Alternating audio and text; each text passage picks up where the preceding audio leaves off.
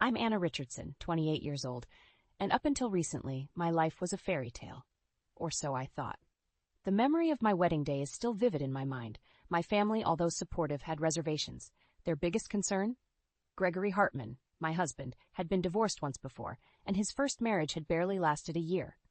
Irreconcilable differences, they said. But I was in love, and love, I believed, could conquer all.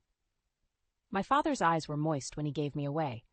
"Be happy, Anna," he whispered, his voice laced with unspoken worries. "Gregory, she's in your hands now." Gregory had smiled, his confidence unwavering. "I won't let you down, sir," he had promised.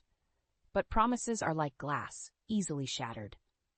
This morning, like every morning since our wedding, I woke up to find Gregory's side of the bed cold and empty. I used to wake up earlier to prepare breakfast and see him off to work with a kiss. Now the kisses had stopped, and so had the warm goodbyes. "Gregory, breakfast is ready," I called out, forcing cheerfulness into my voice. "Yeah," was all he grunted in response, not even glancing my way as he grabbed his coat and headed for the door. The difference was stark. Before marriage, Gregory was attentive, loving. Now he was like a stranger, a cold, distant figure occupying the same space, but sharing none of the warmth we once had. I tried to brush off the nagging feeling of unease. Maybe it's just the stress of his job, I told myself. But deep down, I knew something was fundamentally wrong. The turning point came today, in the most unexpected way. Gregory had left his phone on the kitchen table. Usually, I respected his privacy, but something compelled me to glance at the screen when it lit up with a new message. "Thanks for last night. Can't wait to see you again." The sender's name was Claire. A wave of nausea hit me as I stared at the message, the room spinning around me. My heart pounded in my chest, a mix of anger, betrayal, and disbelief coursing through me. This was it. The moment everything came crashing down. The man I loved, the man I had married, was not who I thought he was. I felt a bitter laugh escape my lips. All those times I had defended him, believed in him, and he was betraying me. My family's concerns, my friends' subtle warnings, everything made sense now. I knew what I had to do. The thought of divorce had crossed my mind before, but I had pushed it away, hoping things would get better. But not anymore. I couldn't live a lie. As I stood there, lost in my thoughts, Gregory walked back in, having forgotten his phone. Our eyes met, and for a moment I saw a flicker of something in his eyes. Guilt, fear? It didn't matter. "Anna, what's wrong?" he asked, his voice tinged with concern that seemed so fake now. "Nothing," I replied, my voice steady, "just thinking about how things change." He didn't press further, simply grabbing his phone and leaving. But in that moment, I made up my mind. I would confront him, and I would free myself from this sham of a marriage. Little did Gregory know, he had just pushed me to the edge, and I was ready to push back. I sat at my desk, staring blankly at the computer screen. Work used to be a place of solace, a distraction from the growing troubles at home. But today it felt like a cage. My thoughts kept drifting back to Gregory, to that message from Claire, and to the love that once felt so real. It was here, in this very office, where I had first met Gregory Hartman. He was charming, confident, and his laughter was infectious. I remember how he would always find an excuse to pass by my desk, how our coffee breaks became frequent and longer. Back then, I was just Anna, an employee in my father's company, not the CEO's daughter. When Gregory found out about my family, I saw a flicker of surprise in his eyes, but he quickly masked it with a smile. "You're full of surprises, Anna," he had said. That moment made me believe he loved me for me, not for my background. But now, as I reflected on our past, I couldn't help but wonder if I had been naive. The Gregory I knew before our marriage was caring, attentive, and always put me first. The Gregory I lived with now was a stranger. "Anna, you okay?" My colleague Sarah peered at me with concern. "Just a bit distracted," I replied, forcing a smile. I tried to focus on my work, but my mind was in turmoil. Gregory's change was gradual but undeniable. He started coming home late, often missing dinner. Our conversations dwindled to monosyllables. His once warm embrace turned cold, and his kisses disappeared. But the worst part was his indifference. The way he would shrug off my attempts at conversation, the way he ignored my presence, it was like living with a ghost.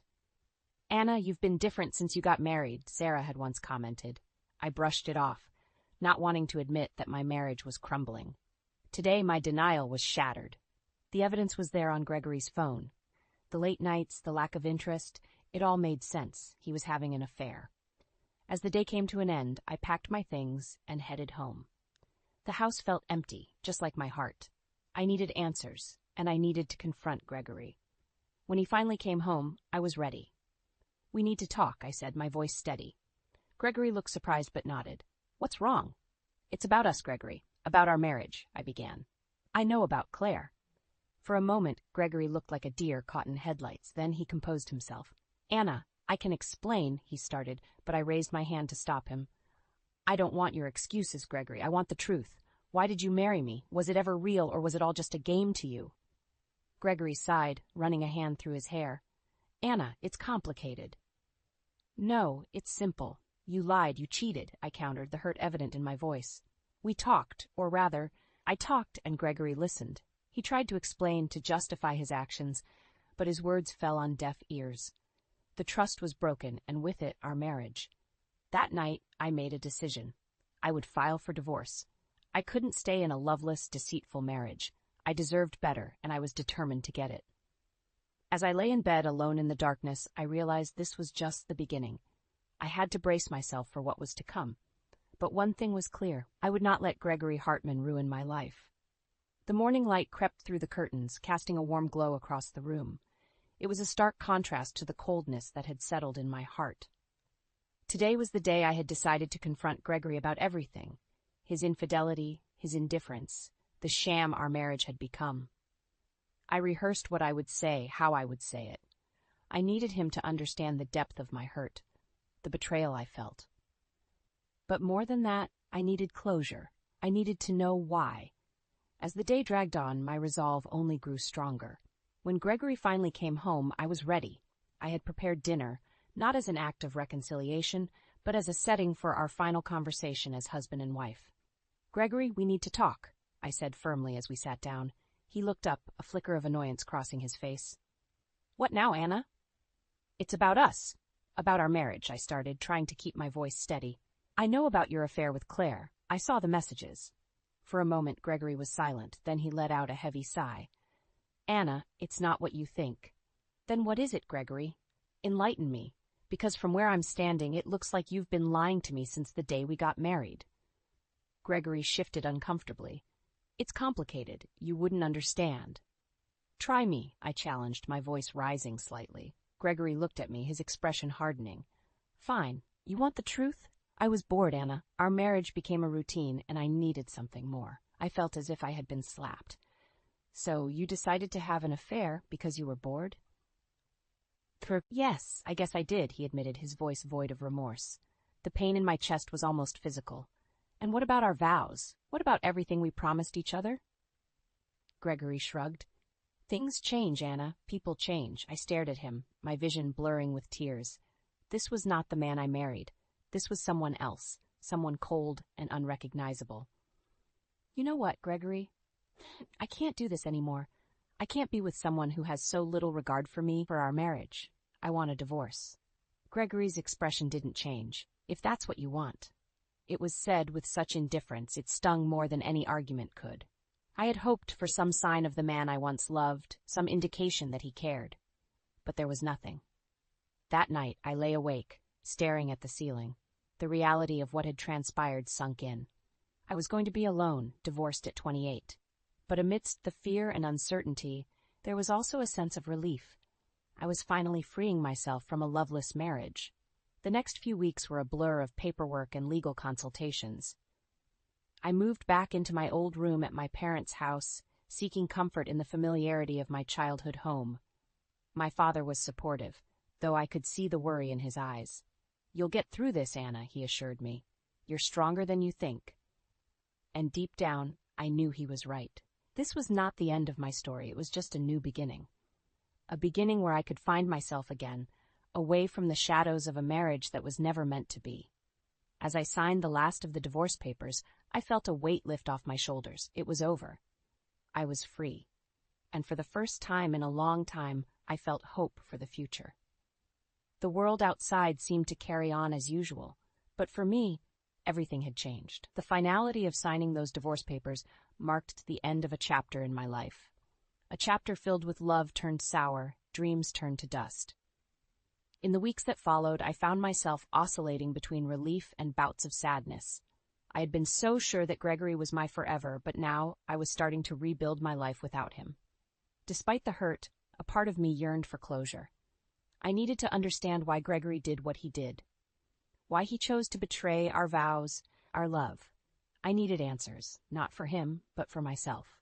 Driven by this need, I decided to hire a private investigator. It was a drastic step, but the truth was worth it. The PI I hired was a seasoned professional, and within days, he had gathered enough evidence to paint a clear picture of Gregory's infidelity. The report was detailed, complete with timestamps and photographs. It showed Gregory and Claire, his co-worker, together at various locations, their body language unmistakably intimate. My heart ached as I looked at the images, but it also solidified my decision to leave him. Armed with this evidence, I confronted Gregory again. This time, there was no dinner, no pretense of civility. We met in a neutral location, a quiet park where the autumn leaves painted the ground in hues of orange and brown. "Gregory, look at these," I said, handing him the folder of evidence. He flipped through it, his face unreadable. When he finally looked up, his eyes were cold. "What do you want, Anna?"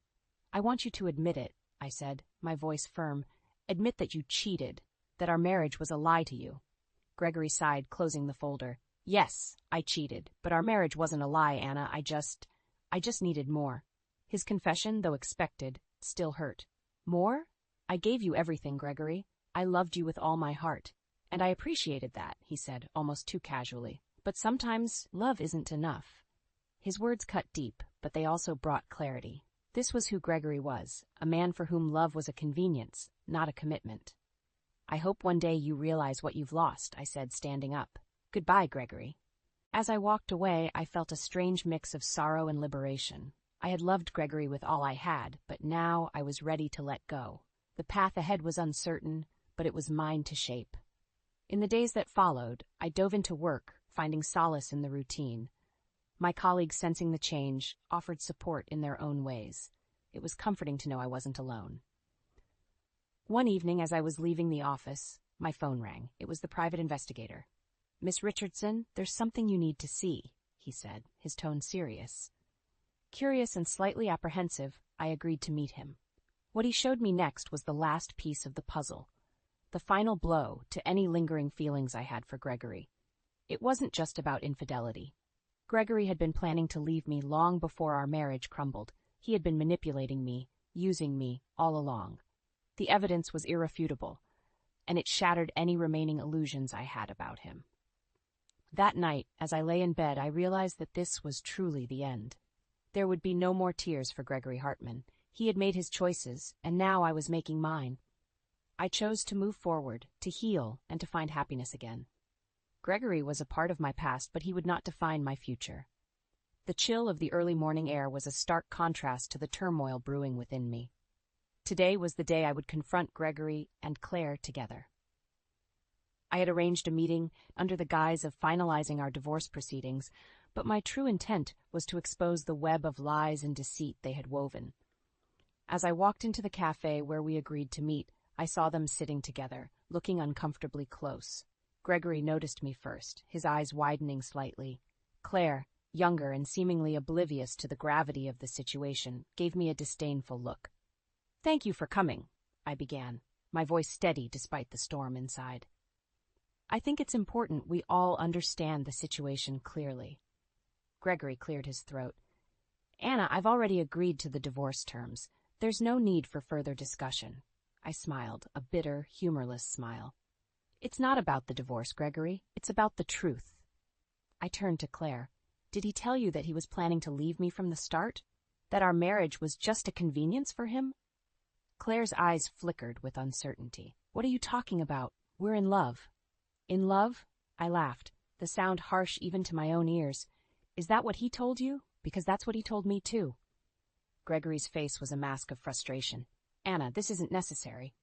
"Oh, but it is," I countered. "You see, I've learned a lot these past few weeks, about both of you." I laid out the evidence the private investigator had gathered, photos, messages, all painting a clear picture of their affair. But more than that, the evidence showed how calculated Gregory had been, how he had used me, used his position at my father's company to further his own agenda. Claire's face paled as she looked through the evidence.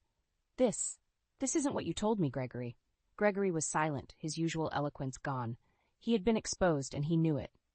"You see, Claire, Gregory is a master at manipulation," I said, my voice cold. "He doesn't love, he uses people. And once he's done, he discards them." Claire looked between me and Gregory, her expression one of dawning realization and horror. "And you, Gregory," I turned to him, "you've lost everything. Your wife, your lover, your position at the company. Was it worth it?" Gregory's gaze was unfocused, his usual composure shattered. I didn't think." "That's right. You didn't think," I interrupted. "You didn't think about the consequences, about the people you hurt. But now, you have to live with those choices." With that, I stood up, my heart still aching, but my spirit unbroken. "Goodbye, Gregory. I hope one day you understand the damage you've done." As I walked out of the cafe, the morning sun broke through the clouds, casting a warm, golden light on the world. It was a new day, a new beginning, and for the first time in a long time I felt a sense of peace. Gregory and Claire's voices faded behind me, their words inconsequential. I was moving on, leaving the past and its pain behind. The road ahead was uncertain, but I was ready to face it, ready to rebuild my life, one step at a time. In the days that followed the cafe confrontation, a sense of calm settled over me. It was as if facing Gregory and Claire, seeing their reactions to the truth, had lifted a heavy burden from my shoulders. My heartache didn't vanish, but it transformed, becoming a source of strength rather than a weakness. The legal proceedings for the divorce moved quickly, given the evidence of Gregory's infidelity. It was a straightforward case, and soon I was officially free from the man who had turned my life upside down. Along with the decree came a sense of vindication. Gregory was ordered to pay a significant sum in alimony. It wasn't about the money for me, it was about him facing the consequences of his actions. Meanwhile, Claire faced her own repercussions. Word of the affair and the evidence I had gathered spread through the company. Claire's parents, deeply embarrassed by their daughter's involvement in such a scandal, reprimanded her severely. Her colleagues, who once respected her, now looked at her with disdain. She offered her resignation, unable to bear the weight of judgmental stares and whispers. As for Gregory, his downfall was swift and severe. My father, upon learning the full extent of his betrayal, was furious. He had welcomed Gregory into our family, into his company, only to be repaid with deceit. There was talk of firing him, but before any official action could be taken, Gregory resigned. The shame and guilt were too much for him to bear. I watched these events unfold from a distance, feeling a mix of pity and relief. Pity for the pathetic end to Gregory's schemes, and relief that I was no longer part of his twisted world. My family was my rock during this time. They welcomed me back with open arms, offering comfort and support as I healed. My job at the company provided a much-needed distraction, and my colleagues' kindness reminded me that I wasn't alone in this journey. Life was slowly getting back on track. I found joy in small things: coffee with friends, quiet evenings with my family, the sense of accomplishment after a productive day at work. The pain of the past was still there, but it was no longer all-consuming. One evening, as I sat on the porch watching the sunset, my father joined me. He put an arm around my shoulders, a silent show of support. "You've handled everything with such grace, Anna," he said softly. "I'm proud of you." I leaned into his embrace, feeling a surge of gratitude. "Thanks, Dad. I couldn't have done it without you and Mom. You're stronger than you think, Anna. And remember, this experience doesn't define you. It's just a part of your story." He was right. This experience, as painful as it was, had taught me a lot about myself, about resilience and forgiveness. It was a part of my story, but it wasn't the whole story. As the sky turned a deep shade of orange, I made a silent vow to myself. I would move forward, embrace life, and open my heart to new possibilities. The future was uncertain, but it was mine to shape. The days turned into weeks, and slowly the scars of my past began to heal. The journey wasn't easy. There were moments of doubt and pangs of loneliness, but with each passing day, I grew stronger, more resilient. My life had taken an unexpected turn, and in the process, I had discovered a strength I never knew I had. The experience with Gregory, as painful as it was, taught me invaluable lessons about trust, love, and self-worth. I learned that love should never be taken for granted, nor should it be a one-sided sacrifice. I understood the importance of mutual respect and the courage it takes to walk away from a situation that no longer serves you. Most importantly, I realized that my happiness and well-being were in my own hands. As I moved forward, I found comfort in my work, joy in the company of friends and family, and peace in my own solitude. The world, once gray and bleak, was now full of color and possibilities. Occasionally, I would hear news about Gregory. He had moved to another city, a shadow of the man he once was. There was a part of me that felt sorry for him, but I knew that our paths were never meant to cross again.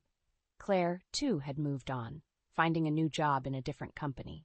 I hoped that she, too, would learn from this experience and find a better path in life. One evening, while sipping tea in my favorite cafe, a thought struck me. This was where Gregory and I had our first date, where our story began. It felt like a lifetime ago, a chapter from a different book.